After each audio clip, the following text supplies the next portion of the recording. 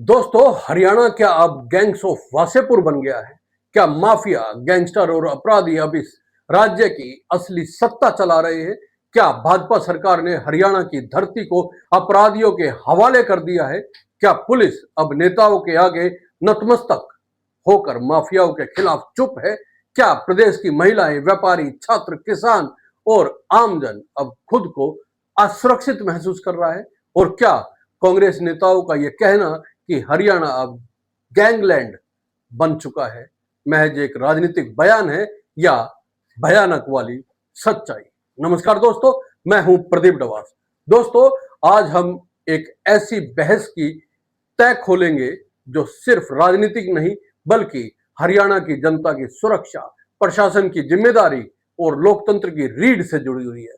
हम बात करेंगे अपराध, सत्ता और सच्चाई की। एक एक करके उन तमाम सवालों को खोलेंगे जिनके जवाब मांग रही है हरियाणा की जनता। शुरुआत उस बयान से जिसने हरियाणा की सियासत में एक तरह से तूफान ला दिया। कांग्रेस के वरिष्ठ नेता और राज्यसभा सांसद रणदीप सिंह सुरजेवाला ने हरियाणा को गैंग लैंड का करार दिया है। उन्होंने एनसीआरबी के राज्य सरकार के अपने आंकड़ों का हवाला देते हुए कहा कि हरियाणा में अपराध संगठित हो चुका है। सुरजेवाला के कहने के मुताबिक 2025 के पहले 7 महीनों में 4137 अपहरण हुए, यानी कि किडनैपिंग, यानी हर दिन रोजाना औसतन 45 लोग गायब हो रहे हैं। अगर ये आंकड़ा सही है दोस्तों, तो सवाल ये है कि क्या अब हरियाणा अपहरण उद्योग बन चुका है? हत्या की बात करें तो 2024 में कुल 966 हत्याएं हुई थी, यानी हर दिन लगभग 3 लोगों की जान ले ली गई। महिलाओं के खिलाफ अपराध के 16,743 मामले दर्ज हुए, यानी रोजाना लगभग 46 महिलाएं किसी न किसी रूप से उत्पीड़न का शिकार हुई। यह न केवल कानून व्यवस्था पर सवाल उठता है बल्कि प्रदेश की सामाजिक संरचना पर भी गहरा प्रहार है दोस्तों।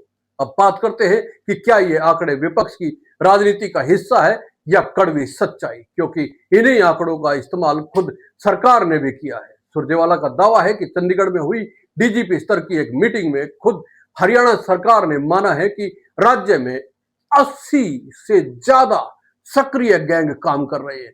सवाल उठता है कि अगर सरकार यह स्वीकार करती है तो क्या यह केवल औपचारिक बयान है या अंदर ही अंदर सिस्टम पर अपराधियों का कब्जा हो चुका है? अगर इन गैंग्स की बात करें तो लॉरेंस बिश्नोई, गोल्डी ब्राड, कौशल चौधरी, भाऊ, बंबिया, रिंदा, ये वो नाम है जो राष्ट्रीय सुरक्षा एजेंसियों की रेड लिस्ट में है। लेकिन ये सभी गैंग या तो हरियाणा में सक्रिय है या हरियाणा से ऑपरेट कर रहे हैं। कनाडा और दुबई जैसे देशों से फिरौती की कॉल आना और अब कोई चौंकाने वाली बात नहीं रह गई है।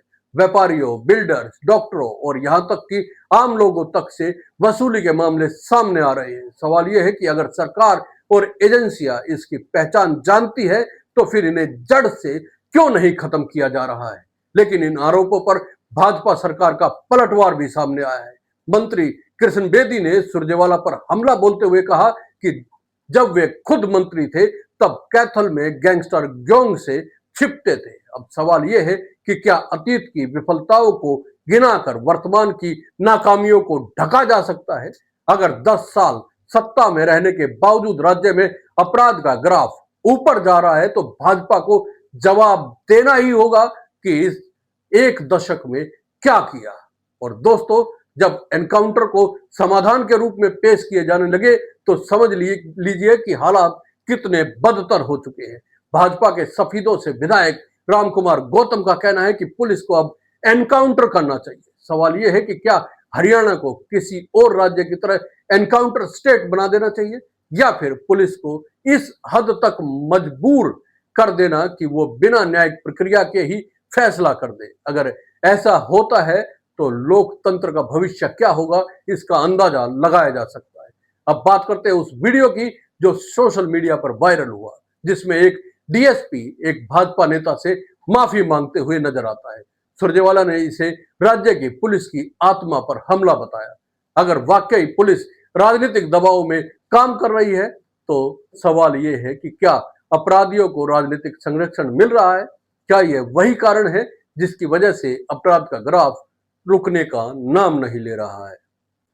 वहीं राज्य के पूर्व मुख्यमंत्री भूपेंद्र सिंह हुड्डा का बयान भी गौर करने लायक है। उन्होंने कहा कि पहले हरियाणा खेल, निवेश और विकास के लिए जाना जाता था, लेकिन अब गैंगस्टर, भर्ती घोटाले और पेपर लीक जैसे सुर्खियों में आ रहा है। एसपीआई यानी कि स्टेट परफॉर्मेंस इंडेक्स की रिपोर्ट बताती है कि हरियाणा देश के सबसे असुरक्षित राज्यों में से एक बन चुका है। तो क्या यह केवल विपक्ष की रणनीति है या फिर हकीकत की जमीन पर खड़ा तथ्य है?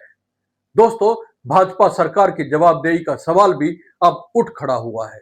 अगर पुलिस प्रशासन और न्याय प्रणाली माफिया के सामने लाचार है, तो क्या भाजपा को सत्ता में बने रहने का नैतिक अधिकार है या फिर उसे सख्त निर्णय लेकर कानून व्यवस्था को सुधारना चाहिए, वरना इस्तीफा दे देना चाहिए? अब उस अंतिम लेकिन सबसे जरूरी सवाल पर आते हैं दोस्तों, क्या रणदीप सिंह सुरजेवाला का बयान हरियाणा का अपमान है या सच का सामना? भाजपा का कहना है कि सुरजेवाला ने राज्य का अपमान किया है, लेकिन क्या आंकड़े झूठ बोल रहे हैं? क्या अपराध का जमीनी डर हरियाणा के लोगों के चेहरे पर नहीं दिखाई देता? क्या व्यापारी, छात्र, महिलाएं और किसान खुद को सुरक्षित महसूस कर रहे हैं? अगर नहीं, तो क्या सच बोलना अपमान हो गया? और अंत में जनता का सबसे बड़ा सवाल, क्या अब भी राजनीति ही हो रही है या समाधान निकलेगा?